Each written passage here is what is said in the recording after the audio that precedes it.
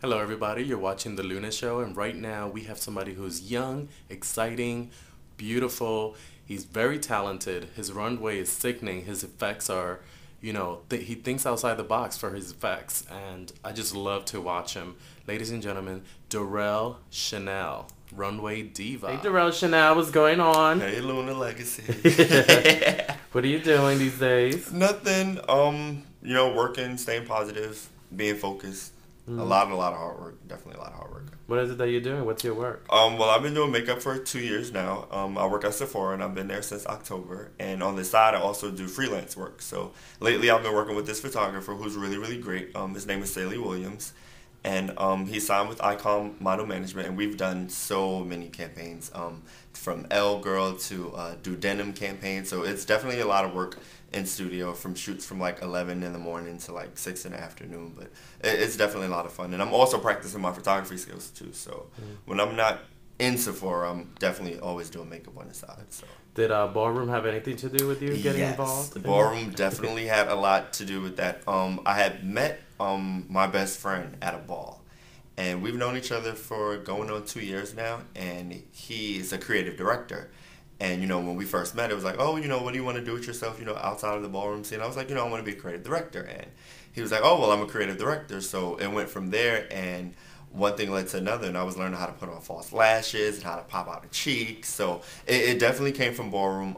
Ballroom definitely helps me open my eyes to, even when I'm doing like everyday makeup for an everyday woman, as far as like textures and colors and just being creative and not being afraid to take risks. So ballroom definitely pushed me for that. So what's the secret to pop out your cheek? Secret to pop out your cheek. I don't know if you can see, but definitely using like highlighter. A lot of people tend to get bronzer wrong, and they get it like orange and they use it all over. Get a bronzer with a light shimmer in it, depending on your skin tone, and just focus like on the top of your cheek and kind of sweep backwards, and that'll make it stand out. So guys could have a little shimmer too? Oh, I wear shimmer all the time. Sometimes I'll just wear a matte powder with a little bronzer on the cheeks and down the nose, and Yes. it's it.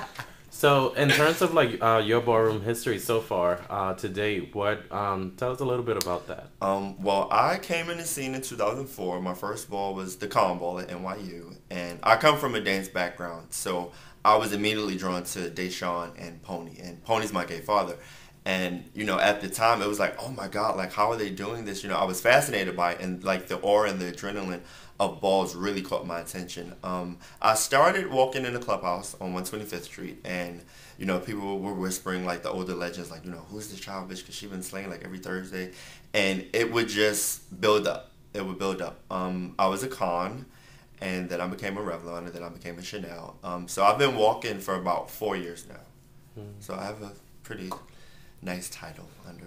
Have you been nominated for of the year? Yes, I've been nominated for of the year twice, and I'm actually the first Tall Boys Runway Liberty Tall Boy of the year. So I'm very proud of that.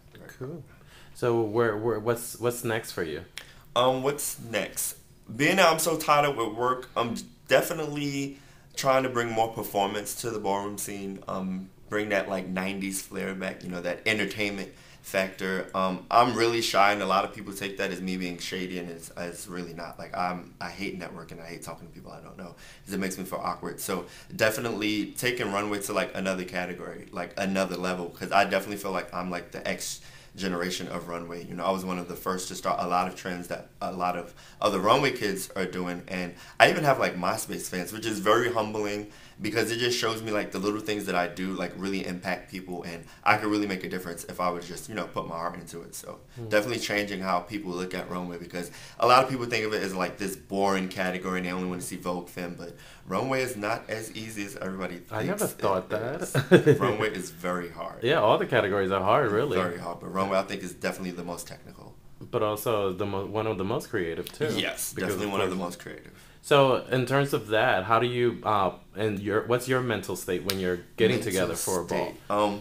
Like for an example, they say bringing in red, you're just not gonna wear a red shirt and. No, I like textures, so I may do like a red bottom that's like really dry, like a corduroy material with like a patent leather top with like sequins or something like that, because I'm all into like textures and feathers and beads. Kiana used to call me feathers and beads because I love feathers.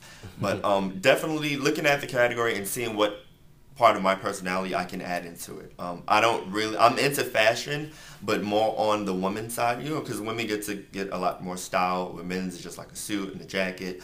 So definitely like researching categories, history of things. For example, the latex ball this year, seeing how Las Vegas showgirls dress. And if you look at them now, they're already futuristic, so there really isn't that much to add to the category, but maybe like a bizarre part of couture or add Durell to it. So definitely researching and taking time, because I do not like walking to every ball that comes. I like to have space so that way everything can be really precise and neat. So that's good to know. Yeah. Yeah, a lot of kids want to walk every ball. Oh no, my pocket's not deep enough to walk every ball. Makeup is definitely like something I'm starting to include in a lot more of my looks, and that takes time and finances. Like last year's latex ball, you were all white. Yeah, I got that theme from a mixture of this Cell and John Galliano from spring 2006. Because, we had to bring like our favorite designer. He's definitely one of my favorites. And I was just, pushing the limit. I was like, I'm tired of clothes. Let's try airbrushing with like some red highlights and white contacts. I love hot. a ponytail. So I definitely had a lot of fun with that. Thank you. So any last words you want to leave young people that watch this? Do not let the ballroom scene take over you. You can definitely take the positive from it and use it in the real world, because after 6 o'clock and them balls are done, you go back to reality. So definitely focus on your goals. There are ways for you to take the things that you use in the scene into the real world, and I'm a prime example of that, because never in a million years did I think I would be doing makeup. And that started from me walking a ball, and just speaking to people and just stepping outside of the box, taking risk and just trying different things. So always know that you come first, and what makes you happy should definitely be first priority. Okay, well, thank you. You're this welcome. was a pleasure. You're so adorable. Same here. Thank you. Thank you, baby.